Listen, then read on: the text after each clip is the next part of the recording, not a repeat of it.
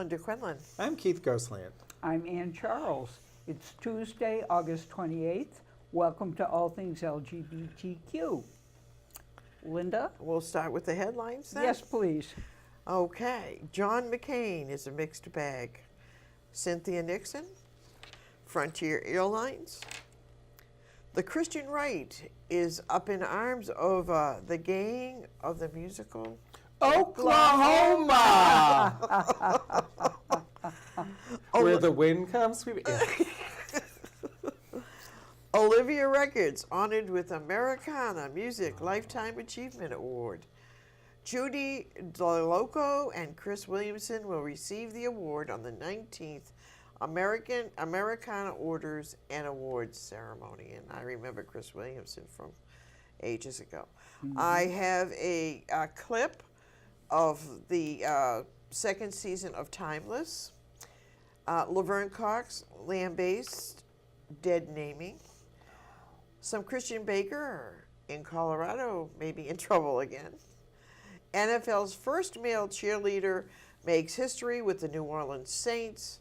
Jesse Hernandez, who is pictured here now, is that first person.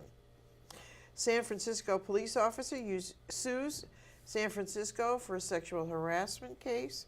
Brandon Mannix is suing the city after he said he faced more than a year of bullying by his superiors. Craig Zaiden dies. Homophobic attacks. Trump and Pence welcome anti-LGBT extremists to the White House for dinner. And just a little flashback. Chris Williamson. Yes. During the 80s, she had the #1 song on The Point for, I want to say it was for 6 weeks. And she came on tour, stopped at a gas station, and the attendant said, "You're Chris Williamson. You have the #1 song." And she was like, "Where am I?" The changer and the changed is what I bet it was. Oh, I I love love that. Spilling over. Anyway, go ahead. As we're going in so many directions, it's only been 2 weeks since the primary. I know. It seems like we've already had a full election season. We're going to talk a bit about the results, what they might mean, and sort of the after effects, threats against Christine Holquist and against Kaya Morris. And then we kind of need to talk about sexual abuse in the Catholic Church and look back at the Vermont experience at St. Joseph's Orphanage. And Pride Day, Saturday, September 8th, starting in Burlington. But on Wednesday, September 5th, there is going to be a performance of Transcripts Part 1, The Women, 7 o'clock, First Unitarian Society. The Brick Church is the head of Church Street. We'll be there. Being sponsored by the Vermont Pride Festival at the Chandler. And the trivia question, and there's a hook to it. This was the first U.S. sitcom to create an episode in response to the HIV/AIDS pandemic. They both know the answer and they're sworn to secrecy. Now you're going to take me to bad places, aren't you? Well, I'm going to take you to Austria, where weird things are going on. An Iraqi man was denied asylum in Austria because he was too girlish. And we're going to talk a little about homophobia in the immigration services. Outright Action's International Report, they've done a study that is of interest. Anti-gay Italian ministers, there are 2, and they're right in line with the Pope and their homophobia. More about that. A small LGBT pride parade takes place in Odessa under a police guard. This is Odessa, the Ukraine. It's the first of its kind. I have a picture of them now. There were 800 police guards and 100 demonstrators. And it went off without a hitch. People were, verbally abused afterwards, but there was no violence. You could partner for ballroom dancing. Oh, ballroom dancing appears in the story after this one. How did I know? A TV pundit tells how he came out to fight Sugita's anti-gay stance, which I mentioned last time, the person in Japan who said we're unproductive. So this scholar and TV pundit came out in response. A black gay son of immigrants breaks barriers in France. And I'll talk a little about him. He came up in the Paris ballroom dancing scene. That's right. That's right. Said transgender Pakistanis demand protection after a transgender killing. 3 transgender murders in Turkey. Malaysian, and I'm not going to get to these 2 last stories, Malaysian police raid gay club to stop LGBT culture spreading into society. And as an aside, 2 lesbians were supposed to be caned today, and they postponed the caning for technical reasons till the beginning of September. Couldn't get the canes ready? Or? They, I don't know, there's been an outcry, but they were trying to have sex in a car, they were apprehended, they admitted their guilt, they were fined, and they were supposed to be caned. The car refused to testify? Is that... There were vigilantes at work, perhaps. Okay, one more story I'm not going to get to. Police arrest over 40 alleged homosexuals in Lagos, Nigeria. And they're all saying, I'm not homosexual, I don't know, it was just a party, so who knows, but it's a one more acrimonious act. I see. Those are my headlines. Okay. Well, I'd like to start with John McCain, who, as we all know, died this week. And, you know, he could have been the backbone of the Republican Party, but he chose another path. He chose to say yes to the huge tax for the 1% and voted for all of Trump's judicial appointments, some of them the worst appointments of all time, and will haunt us for a very long time after Trump is gone. For most of his career as a senator, McCain was a staunch opponent of LGBTQ rights. In particular, McCain stood out for his decade-long opposition to openly gay and lesbian military personnel. When McCain finally lost his fight, he gave a bitter speech on the Senate floor in which he said, the repeal was a very, very sad day. When he appeared on Ellen DeGeneres' show in 2008 as a presidential candidate, DeGeneres challenged McCain on his opposition to marriage equality. McCain's response was firm but respectful. Well, I've heard you articulate that position in a very eloquent fashion, he said. We just have a disagreement. And I, along with many, many others, wish you every happiness. Yet McCain also advocated on behalf of Eric Fanning, an openly gay man who became Secretary of the Army in 2016. When the Trump administration nominated Mark Green, a Tennessee state senator, to replace Fanning, McCain said Green's history of the anti-LGBT comments was very concerning. So, can I just say something? I am so sick of the media canonizing John McCain that, you know, you have to watch alternative media like us, like Democracy Now!, like Gay USA, to get a full picture of him. And one thing I'd like to say about him, a very vile comment he made in 2010 about Chelsea Clinton. He said to a group of Republican fat cats, the reason she's so ugly is that Janet Reno is her father. That is reprehensible on so many levels. And yeah, I felt the same way when Ronald Reagan passed over and they did the state funeral and they were, you know, this was the great communicator. He was responsible for how many thousands of deaths dying within our community because of HIV and AIDS, yeah, because he refused to respond, refused to allocate money. And they said Nancy Reagan was a champion of AIDS. It was Hillary Clinton said that. I mean, it was wrong. It's not true. So I mean, Yeah. so The only reason that Nancy Reagan mentioned anything is that Rock Hudson and Liz Taylor shamed her into doing it. But so tune into your alternative Do you have more? media. I do. would you Not would if you I like am. would you like to share with it? Yeah. Tune into your alternative it's media. all I was true. just saying. Yeah. I have a little a funny thing that Cynthia Nixon said in response to not being backed by the Human Rights Commission and the Stonewall Democrats in favor of Cuomo, who is neither a woman or a member of the LGBT community. And coming out against queer progressive people, she said, is the wrong thing to do.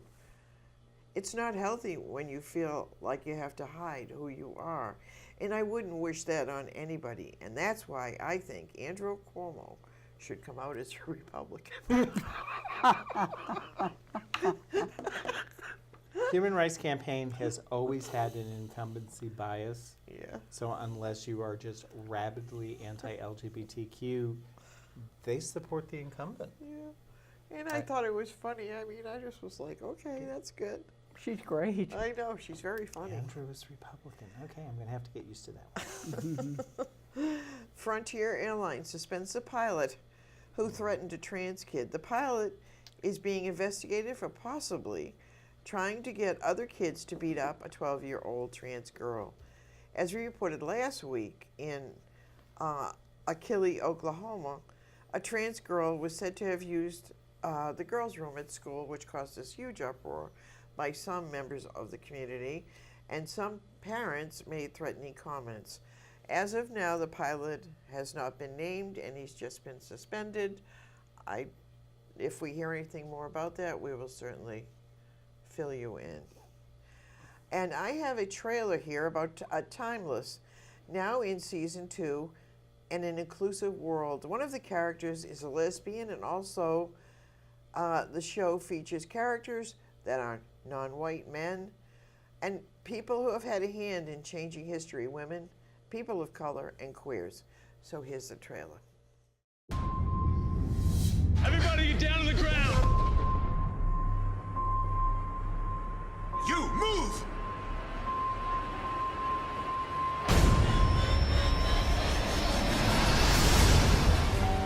Lucy Preston, Homeland Security. You need to come with me.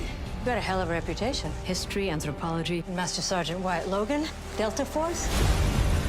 3:30 p.m. May 6, 1937. Oh, the humanity! You're telling me that this guy actually went back in time, for real, to the Hindenburg.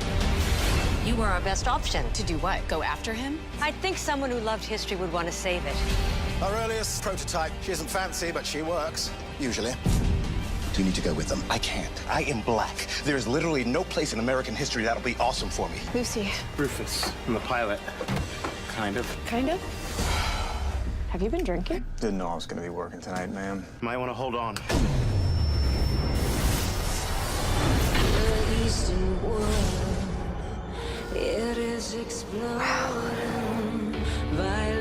Have you seen this man? Yes, he was here. He's working as ground crew. He's gonna help bring down the Hindenburg. I think Flynn is trying to rewrite history. It could change the present in ways we can't possibly predict. What is it about her? My wife died. So when I saw Kate, that's all I can think about. It's gonna blow! I know everything about you. Just ask them why they chose you.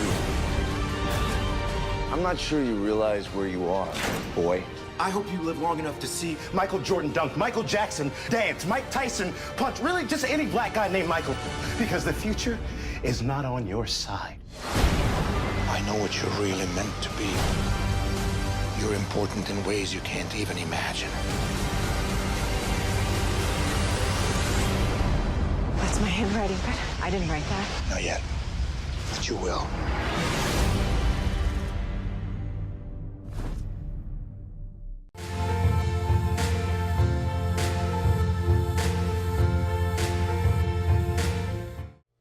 Okay. And Timeless is aired via what network media? It's like NBC. It's a local, it's not on, it's on regular TV. I'm not Okay. sure. You can do Xfinity or whatever, but it's not like on Netflix or HBO or anything like that. It's a totally accessible TV show. On one So of the I three can go major channels. to my Comcast on demand and And you can ask for it, yes. the primary. It was a long night, but here were the significant things coming out of it. Democratic, Christine Holquist, she pulled it off. She got 39%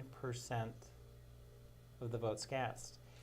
And there were over 107,000 votes cast in the primary.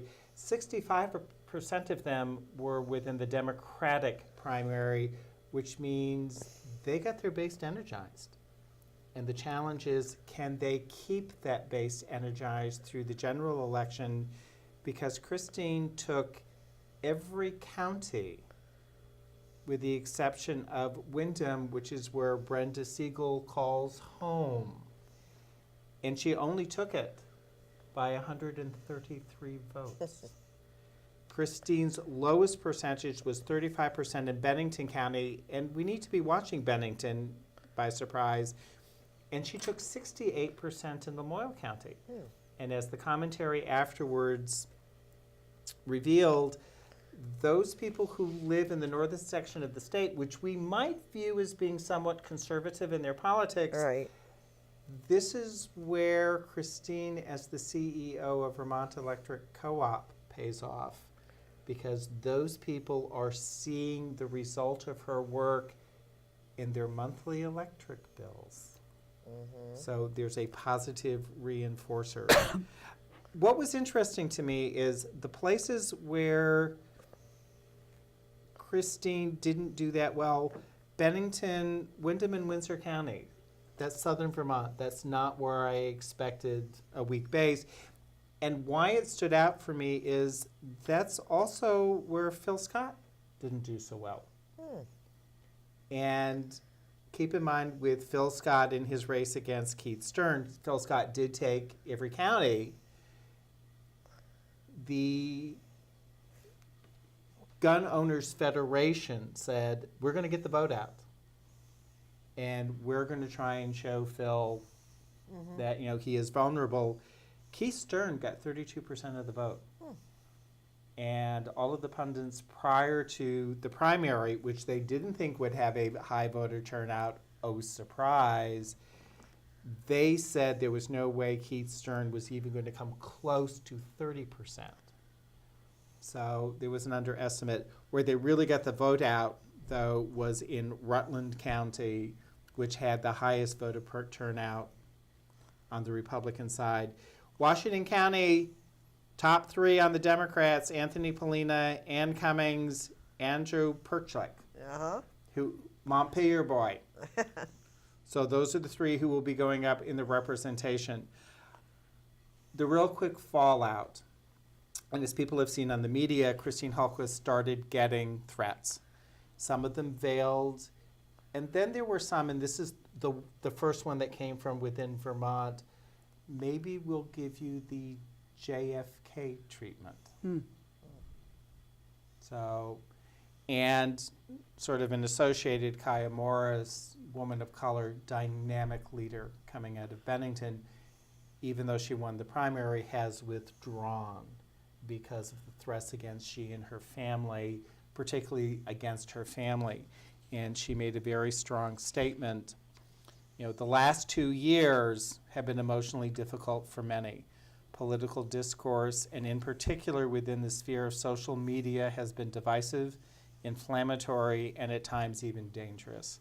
It is my hope that as a state, we will continue to demand greater support and protections for one another from those forces which seek to divide and destroy our communities. What I want to put out is that if we are encountering that same type of targeting and hate language, either Facebook page, Twitter content, whatever, we need to let Human Rights Commission, Civil Rights Division of the Office of Attorney General, and law enforcement know. In most cases, there's probably nothing they can do, but documenting what is going on. Is it from within the state, outside of the state? Does there seem to be pockets? And more importantly, is it building? You know, are the threats becoming more direct, more severe, more intimidating, so that we're ready to respond? One of my friends was kind of critical of the coverage of the death threats against Christine by Channel 3 in particular, who apparently said these threats haven't been proven. There's no evidence. But then when I watched in the evening, they said there hasn't been evidence yet. Well, and I can explain that. Okay. What had happened originally with Christine's campaign, and Christine's campaign has also had an expert come in and do de-escalation training. If somebody burst into the office, how do you try and calm the Right. situation? When Christine's campaign first started receiving the threats or noticing them on social media, their IT people were able to identify that they had come from outside of the state. So rather than being reported to Vermont agencies, they got reported to the federal FBI. So CAX saying, well, these are not proven, is because there was no one in Vermont who could verify what had been said and the source, because it had gone, the reporting had gone someplace else. So now they accept Oh, absolutely. the evidence. Well, and I was going to say, and actually, to their credit, Vermont Public Safety, when they saw the original report, which was on Nesson, they went and looked in their database and said, well, what's going on here? And reached out to Christine's campaign saying, how can we work collaboratively on this so we can so we can stay on top of what's going on? I see. So, but you're going to take me to some place that I may Yes. not really want to go. An Iraqi man has had his asylum application rejected after authorities in Austria said they did not believe he was gay because he was too girlish. An unnamed 27-year-old was reportedly told by officials that his behavior was not authentic. Austrian media quoted officials in the country's Styria region as saying the asylum seeker was acting like a girl and his sexuality was therefore not believable. I can't travel overseas, can I? There's more. Earlier in August, an 18-year-old Afghan asylum seeker had his application denied after being told neither your walk nor your behavior nor clothing indicate any way that you may be homosexual. They reported that you frequently got into fights with roommates. You clearly have the potential to be aggressive, which would not be expected in a homosexual. Is this crazy? Either I'm too gay or not gay enough. The country's asylum authority later said it had disciplined the employee in charge of the Afghan man's decision and regretted linguistic lapses on his part, Amnesty International said the Afghan man's experience was a structural problem, not an isolated case. Austria's government has pursued an hardline immigration policy since Sebastian Kurz became chancellor last year. He governs the coalition with the far right, has called for formation of an anti-migration axis of the willing with Germany and Italy to push for more restrictive immigration policies across the EU. In January, the EU's top court said asylum seekers should not be subjected to homosexuality tests when applying for asylum member states. But it's not only Austria. An Iraqi man in the Netherlands twice had his application turned down because immigration officials did not believe he spoke about his sexuality in the right way. In the UK, LGBT plus asylum seekers regularly face deportation after failing to prove their sexuality to the Home Office. Can you believe it? It reminds me of those old, stereotype lists of, this is what a gay man looks like, the lisp, the limp wrist. Exactly. Campaign group Stonewall suggests that statements from friends, relatives, or other members of the LGBT community can prove useful when making an application to UK immigration officials. So that's a message from the Twilight Zone. Really? Outright Action International has issued a report called The Global State of LGBTIQ Organizing, Right to Register. It finds that legal registration for LGBTIQ organizations is severely restricted globally, and the result is that LGBTIQ human rights defenders work with fewer resources and face more danger. In a survey of 194 countries, Outright found that only 56%, 109 countries, permit LGBTIQ organizations to legally register. In just 28%, 55 countries, LGBTQ organizations exist but cannot legally register as LGBTQIQ organizations. In these countries, disclosing intention to serve the LGBTQ population sets up a barrier to legal registration. Thus, many organizations pursue registration using more neutral language about their aims and objectives.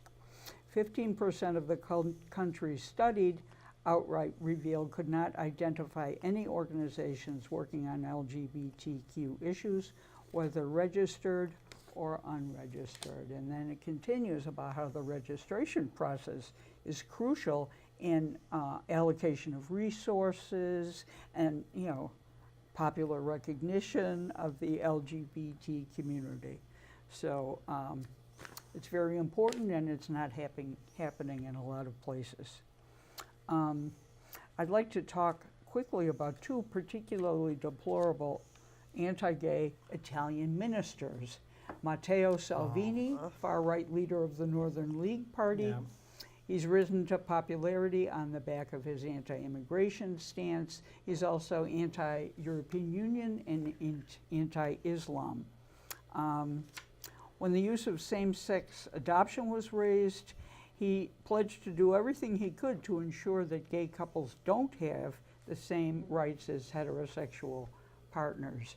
In July, Italy's new family minister, another deplorable Lorenzo Fontana, condemned same-sex parents who conceive a child abroad using practices banned by the Italian legal system, and said that gay families don't exist. So there were pictures available of these two deplorables, but in a pictorial counterpoint, I thought I would show a picture now of two gay men kissing in front of the Colosseum. I like that better. Yeah. Yes. And of course they echo the Pope. I was thinking if they were kissing in front of the Vatican, they might be arrested.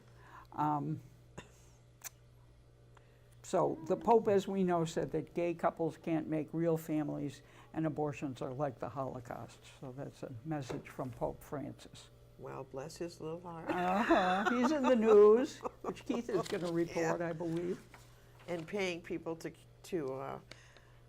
paying lawyers to keep hush the.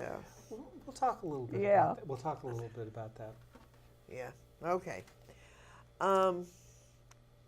I would like to talk a little bit about LGBT activist Laverne Cox, which we all know from Orange is the New Black.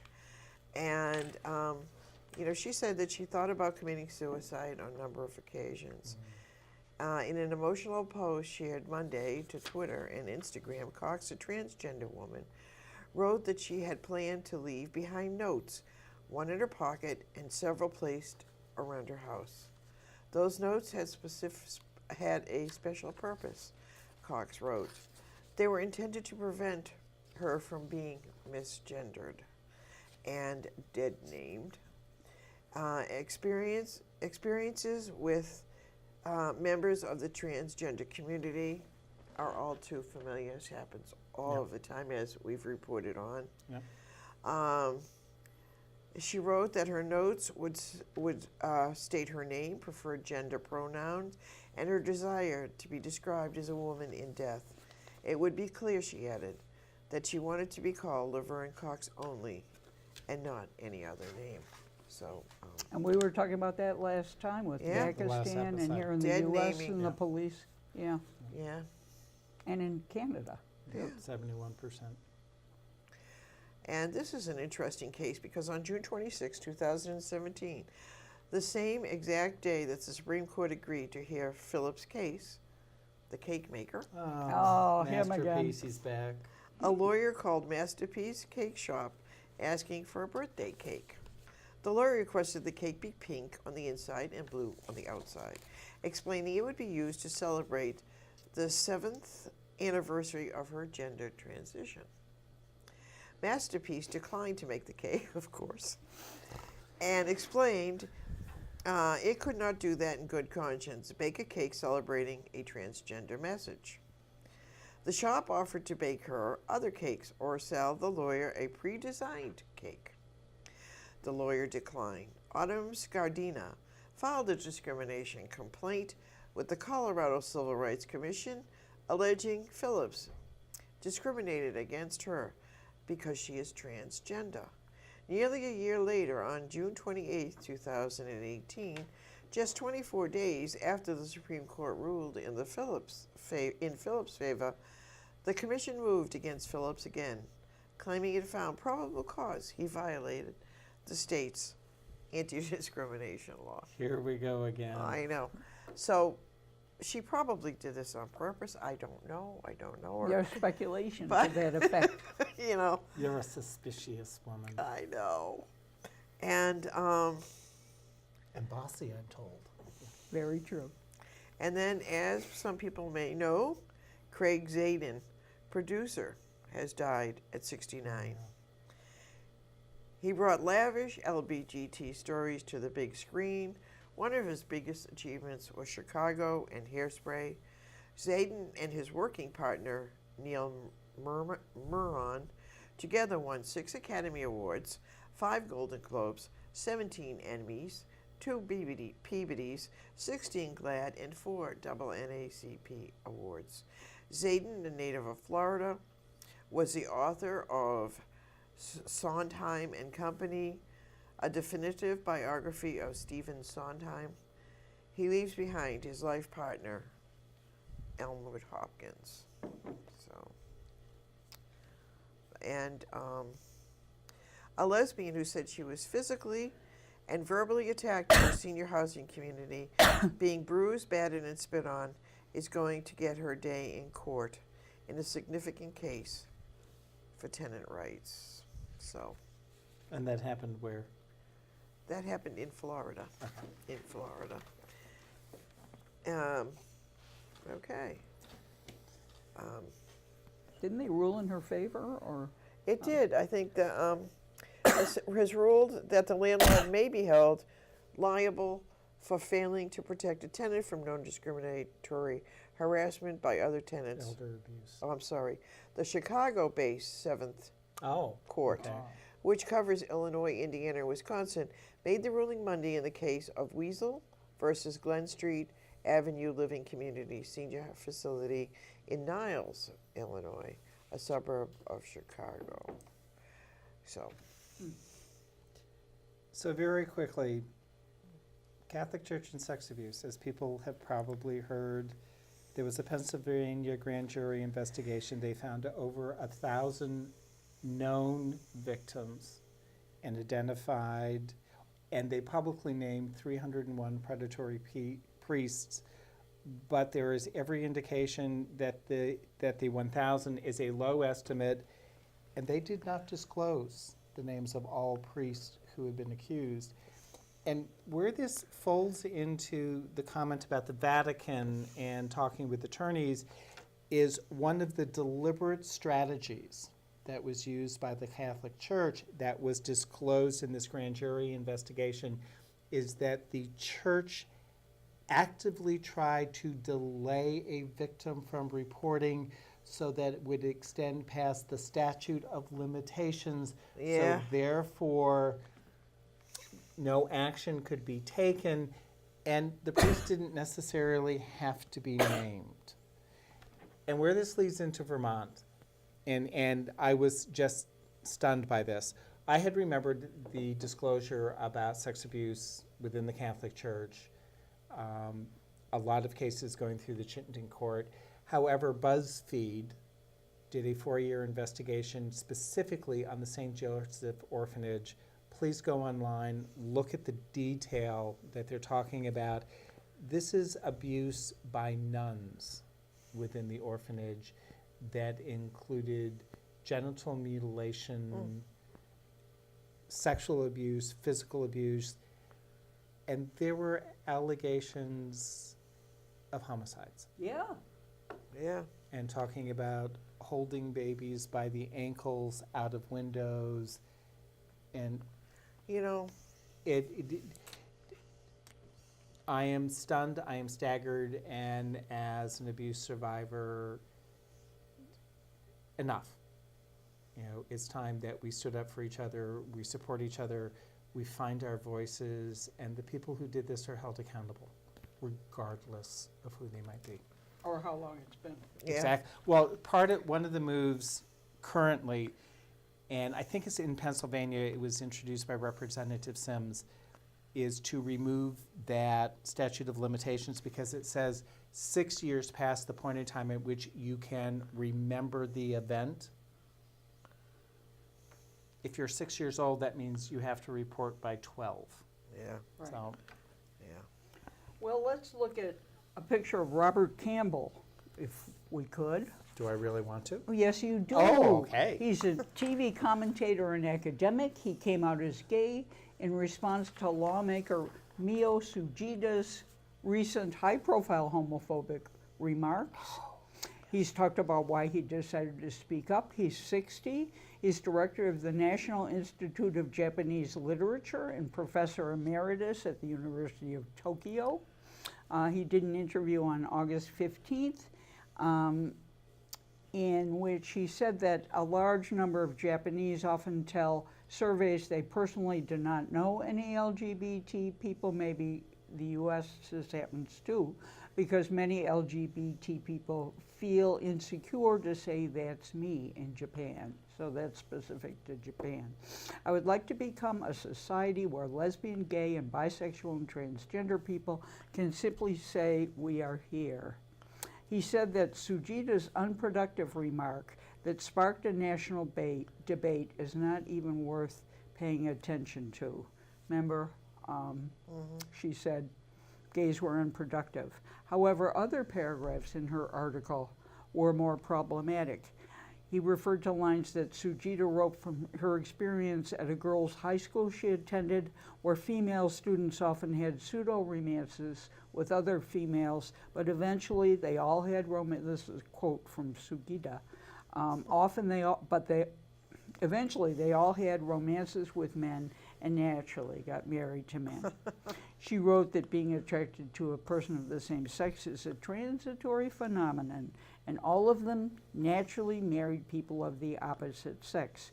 Moreover, there she used the term sexual preference rather than sexual orientation.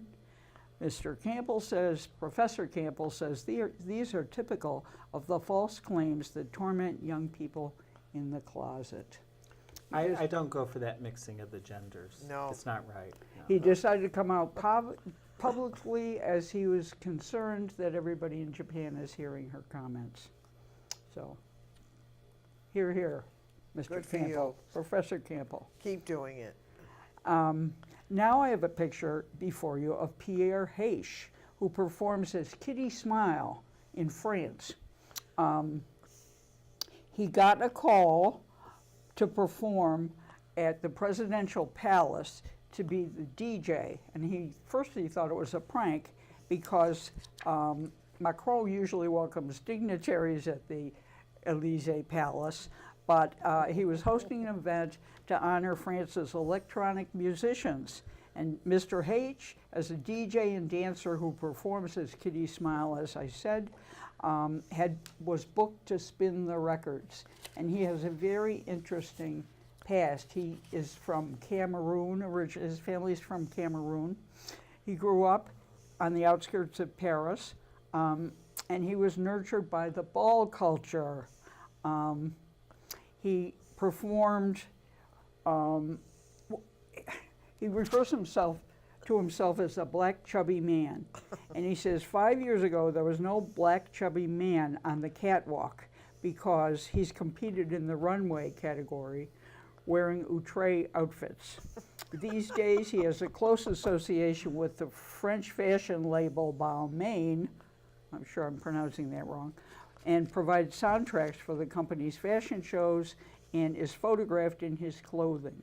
He also recently signed with Next Models, a personal history for the fat kid that everybody called ugly. So he's hit it big, and he's very colorful, and there's a picture of him on the... Let's hear it for the fat kids. That's right. So I think we need to wrap up now. We have a few more minutes. We have an interview. But may I just issue a correction since I haven't gotten to the turkey stories? Istanbul is not the capital of Turkey, rather. Ankara. Ankara. Thank you, Linda. Linda should have corrected me last time, but she I'm was not too going to shy. either one.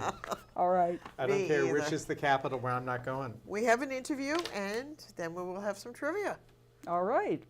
Let's roll the interview And who is it with? with Mike Bensel of the Pride Center of Vermont. Hello, and for this interview, we are very excited to have the new executive director of the Pride Center of Vermont, Mike Bensel. So actually, no, you get to look at me. Yes, okay. So actually, welcome back. Yeah, I have been on the show once in my role as Health and Wellness Director. Thank you for having me down here today. And we're going to have to come back and talk to some of the other programs at the Pride Center in the near future. Definitely. Because I understand there are new programs that are coming up. You've got new staff coming in. We do. Do you want to talk a little bit about that? And then I'm going to talk to you about, you've been involved in the Pride Center for quite a while. Why become executive director now? Okay, so where would you like me to start? I can talk a little bit about how we have some positions open right now. We are hiring currently for 2 health and wellness directors. So I was previously in the role of health and wellness director.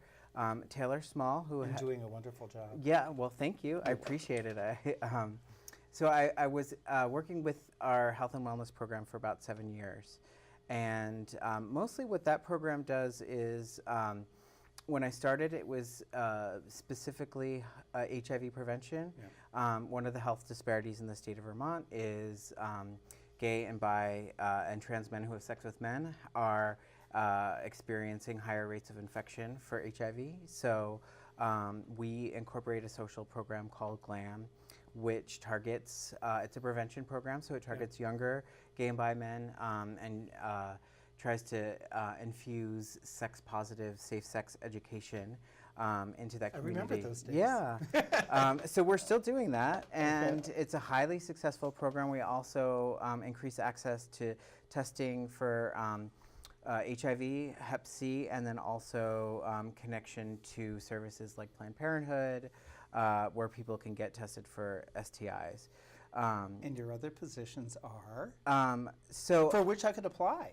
Yes. Well, actually, I think the health and wellness program closed on the 17th. Okay. There is still time to apply for the safe space advocacy position. There is, we're hiring a direct service coordinator, somebody who will help support our statewide crisis line for safe space. So if people... And Safe Place is an anti-violence program. Safe Space is an anti-violence program that works with folks who have, with LGBT individuals who've experienced emotional, physical, or sexual violence, whether that might look like intimate partner violence, sexual assault. We also work with people who experience hate crimes and discrimination. Okay, that's what I was going to ask. Yes. It would extend to a bias or a hate crime situation. Right. So we have 3 people who work to support the Safe Space program that address violence in our community and also work to improve systems that support people who experience violence in the state of Vermont. And you do that in coalition with the other sexual and domestic violence programs within the Vermont network Yes, itself. we are a network agency, so that's recently new. We and I'm new to this role, so I'm learning about all these new coalitions that we're a part of. I'm 3 weeks into the position, so. But you're a very, Yeah, go I ahead. have one other, just to be on the horizon, we are going to be I need to be kept in check, as Linda and Dan will tell you. we are hiring a development communications director, and I'm currently working with the board to finalize what that position's going to look like. So Okay, that was going to be my next question, because that's sort of a broad title and could go in multiple directions. Exactly. So I think I'm still new to the position, so I'm still talking with other agencies, seeing how folks set up their development teams, and so we're still finalizing the details on that position, but we're going to be advertising for that one as well in the coming weeks. So there is a lot of transition happening right now. And as I was leaning in, it's like, but you're also a very familiar face. Yes, I have been involved since the very beginning. Right. And then you left us for a while. I did. I was. And then we made you come back. I am happy to be back. And so you asked me why now? Why? Yes. So I know that the position for director has been available over the last few years, Right. A few times. We've had some shifts in leadership. And, you know, when Kim left, Kim Fountain, who was executive director, I worked with her for 5 years. When she left, that's when I was recently promoted to the director of health and wellness programs. We had just written a very large grant, and we received the funding. And so I wanted to make sure that I was giving time. You wrote a successful grant. Exactly. Yeah. And I wanted to commit to that process and helping the health and wellness program grow. And during that time, I also, there was a focus on, you know, there's a big focus on HIV, which is one aspect of our community, which is gay, bi, trans men who have sex with men who are impacted by that. I also wanted to help expand that health and wellness program to include more diverse populations that we serve. Okay, and building off that, Linda, Ann, and myself came to the community interview and actually got to watch you being grilled. And some of the questions and some of the conversation was looking at, okay, the Pride Center going forward.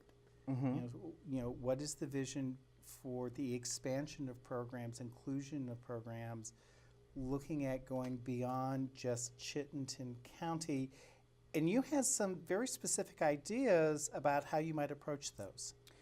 So yeah, I mean, there are certain programs that are part of the Pride Center that are more because we were really worried about women and us old folks. Right. There are programs that do a better job at reaching different parts of our state, like our Safe Space Crisis Line. We also have, you know, our trans program has support groups in different parts of the state. And then there's other aspects of our programs where we can do much better. And I think that one of the visions, you brought up a few different topics that we are looking to address in your last question. But I have loaded questions. I think that right now, any future programming, now I'm focusing on settling in, learning the job. I do have some visions on how we can be partnering with other agencies and partnering with the community. Any vision that I have for the future of the Pride Center has to be informed by those who are going to be impacted. So one of the things that I'm looking to do is to secure more funding for a very comprehensive needs assessment throughout the state. That would look like focus groups with... Okay, that's specifically what you had mentioned during the community forum that got my interest. Right. So I'm not sure what that's going to look like. I think that that's still being formed, and I'm looking for input. And one of the things that needs to happen is that needs to happen with other LGBT organizations throughout the state, other stakeholders. This is something that we need to do together, and it's going to take time. It's going to take resources. It's going to take some money. So we have to make sure that we're lining that stuff up to make sure that we can do this successfully. There are aspects of needs, like we do already participate in a lot of other needs assessments. For example, we've been working with Centerlink, which is an agency, a network of LGBT community centers throughout the world. We've reported some of their statistics. Right, exactly. Yeah. So, and one of their arms is LGBT Health Link, and we work pretty closely with them on a comprehensive health needs assessment for the LGBT Vermonters. We partnered with the Vermont Department of Health to get Okay. that out, and other folks. You also partner with the Pride Study, the online surveying that can pick a topic and then it asks you for levels of detail about how you experience this issue within your life. Correct. The Pride Study is a longitudinal study, so it studies LGBT folks throughout the country through the course of their lives. And so we are a community partner for that study, which means that we can use that to help inform our programs.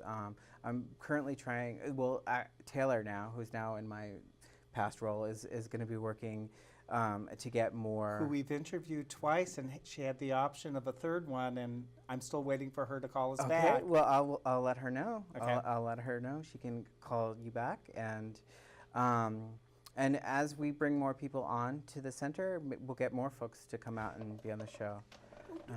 One of the questions that had come up talking with people in the community is that there seemed to be a lot of turnover in a short amount of time. So people were concerned about, were the people who were working at the Pride Center, were we as the community burning them out? That they either needed to move on or they needed to do something different? I'm not going to ask you necessarily to comment on it, but more what is it that you're envisioning building into the Pride Center to support your staff? And what is it that we as community members can do to be supportive of the staff that works at the Pride Center? Yeah, I think that's a great question. I think right now I feel a little paranoid because we do have a lot of vacancies, and people are going to think, oh, Mike's the new director, so like all these people are leaving. I'm not going to work with him. Right. No, we're a tight team. We do have some folks that are moving on to explore their master's degree. We're this week, we're losing. Or last week we lost Katerina, who was the director of Safe Space, who's gone on to the Women's Center. Who we've interviewed, and we fell in love with her. Yes, everybody loves Katerina. We're going to miss her dearly. And Travis, who's been with us for 2 years at the Health and Wellness Program. And sort of what I heard underlined in your referencing to them is they're moving on to get additional studies and further the services that they could be providing. So for them, this is actually a sort of staff development growth opportunity. I hope so. Yeah, I mean, we wish them the most luck. We're going to miss them, and I think that I feel like we won't see the last of them, that they'll be engaged in our community. We're not going to let them go. Right, exactly. But we have, Taylor Small, who's been part of the center for over a year now. She's moved into... Who people might know as Nikki Champagne. Correct. She has a entertainment persona. Always comes in handy. And just over the past year, Taylor's helped expand our programs for health and wellness to include, we've been doing tobacco cessation, and we've grown our tobacco cessation programs. We're launching a new online directory for people who want a healthcare provider. It's part of VDHP. It already exists, but it needs a little love. And so it's actually Gustavo and Taylor are going to be doing that together. And Gustavo is? Gustavo is our new trans program coordinator. Because you threw a name in there that was unfamiliar. So Gustavo is another staff member that started a few weeks ago. He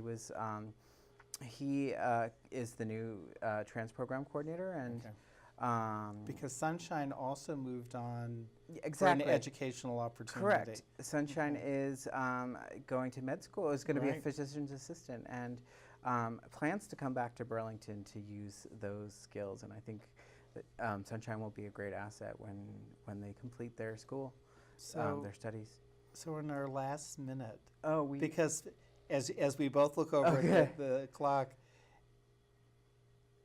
your vision for the Pride Center going forward, you've had a kind of rocky year. Yeah. It looks as though you all are really starting to stabilize. What do you see going forward, and how can we participate and help in that process? So I think you can get involved. This is your center, and I think people... the community center has always been made up of the board of directors, volunteers. We've got a great new volunteer coordinator, Paula. Yeah, I who met has her. just been doing wonderful things and engaging people in ways that I don't think we haven't had somebody taking on volunteers the way that she has, and creating systems where Supporting we can really them in projects, and how do I actively engage you? Exactly. So you're going to see a lot more. We're also forming a committee to address work with LGBT elders throughout the state of Vermont. And Like the three in the room with you. yeah, well, we actually have a committee that has started, so I will be passing on some more details about that soon. And hopefully, I know we're running out of time. Yeah. We didn't talk about Pride. Pride guides are out. Pride is September 8th.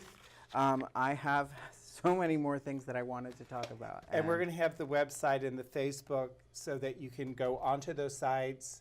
Everything is listed there, including how to contact all of you. Excellent. And the things you want to do. And we will have you back. Great. So Congratulations. thank you. I appreciate it. Thank you.